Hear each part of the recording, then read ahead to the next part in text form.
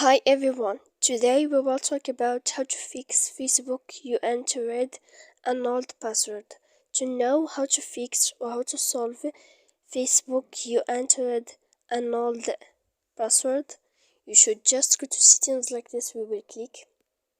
After that, in this page you will go to apps, default apps, app settings.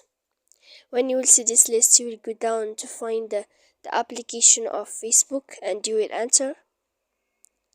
Then in this page here you will go to click you will click force stop.